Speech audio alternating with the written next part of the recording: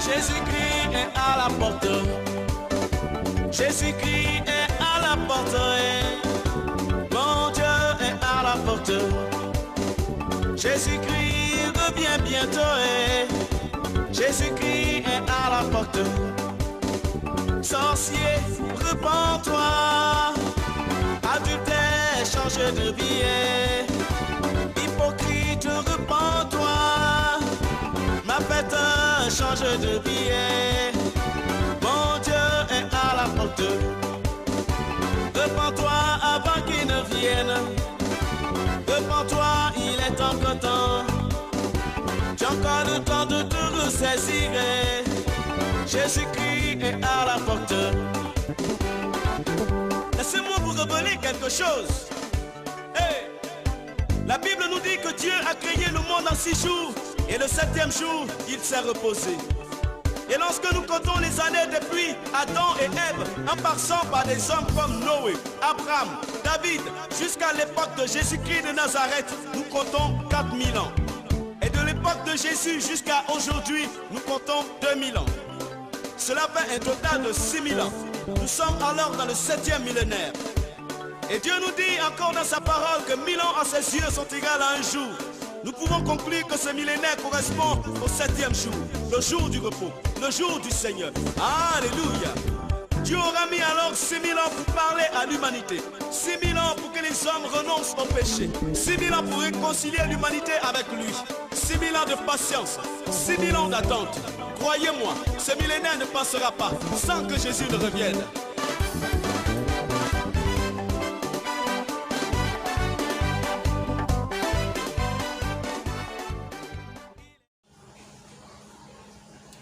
Shalom mes frères et sœurs en Christ, je suis la sœur Andrène du mouvement de la sanctification du corps, de l'âme et de l'esprit. Je viens vous apporter plusieurs révélations que j'ai reçues.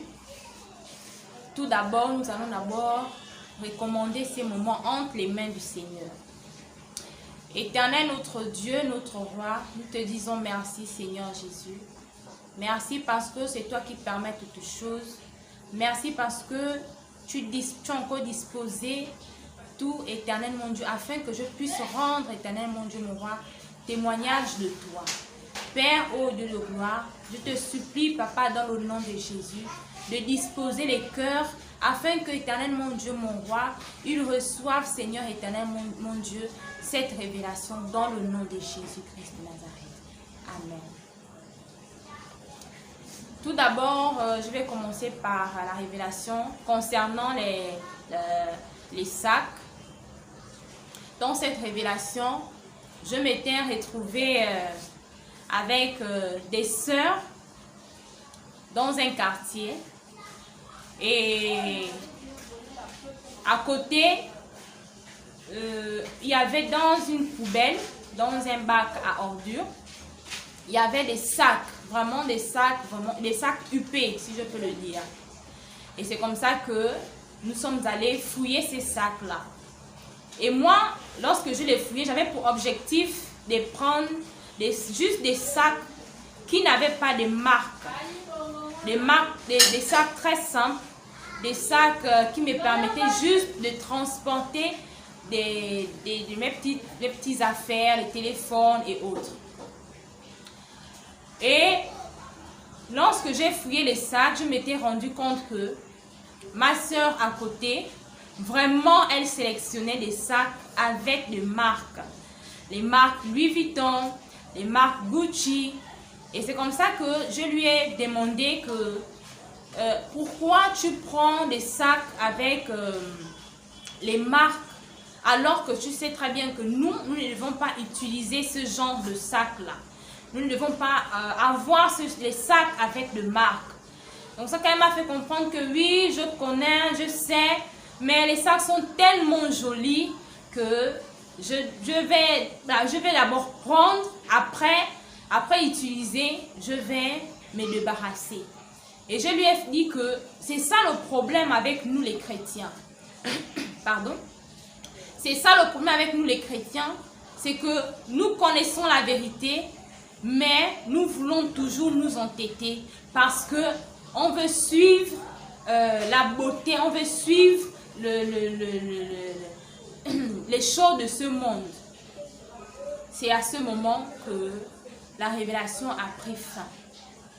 Je voulais nous interpeller, mes sœurs, que en tant que chrétiennes, nous devons vraiment marcher selon la parole de Dieu, selon la révélation de Dieu.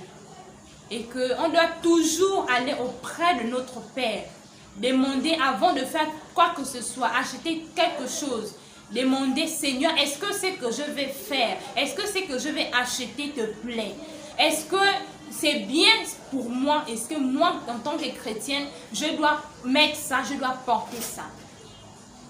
Amen. Et concernant les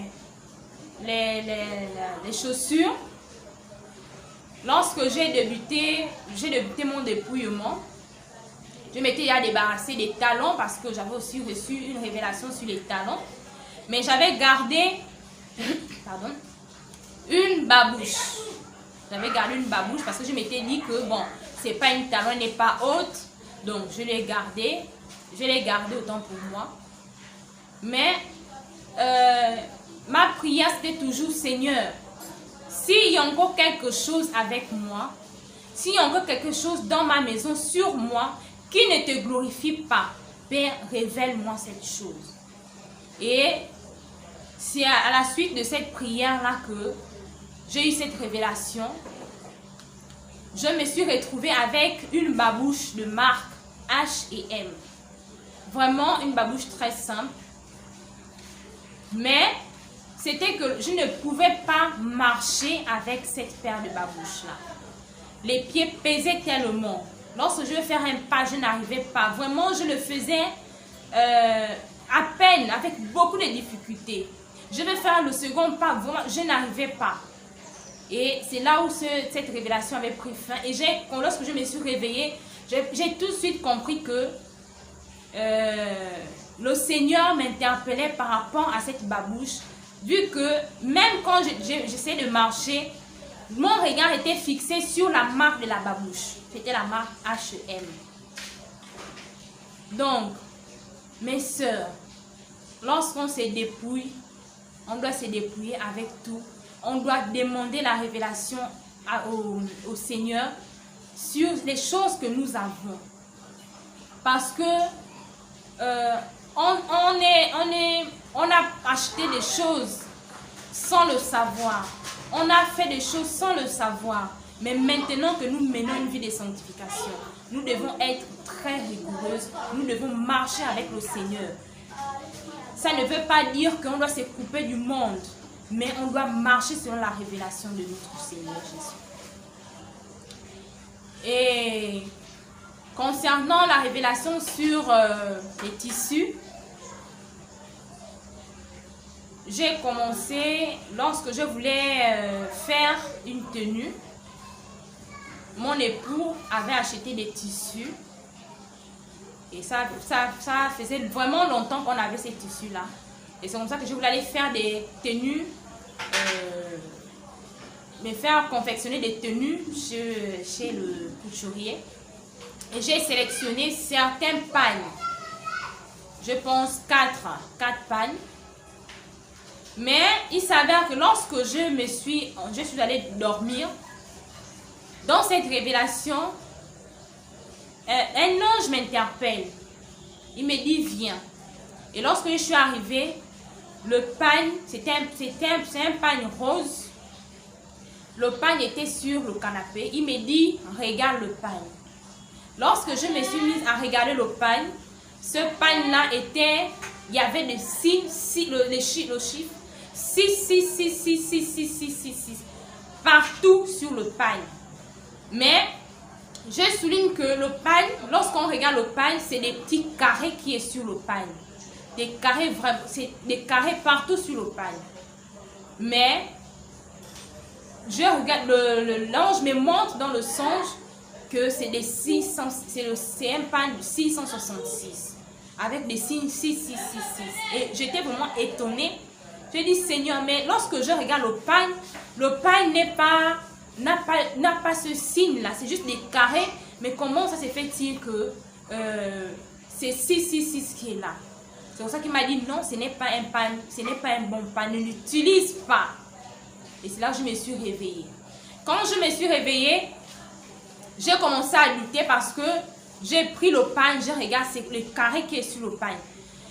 Et il y avait un autre pain bleu, mais celui que le Seigneur m'a montré, c'était un pain rose. Lorsque je regarde le pain bleu, c'est le pain bleu qui tend un peu vers le signe 666. Et j'étais confuse. J'ai envoyé le pain à la sœur Anne. Et c'est elle qui me dit que moi, lorsque je vois, et lorsqu'elle me l'a dit, j'ai repris le pain. J'ai dit non, moi, je ne vois rien en fait. Je regarde bien le pain et c'est à ce moment-là que le Seigneur a ouvert mes yeux.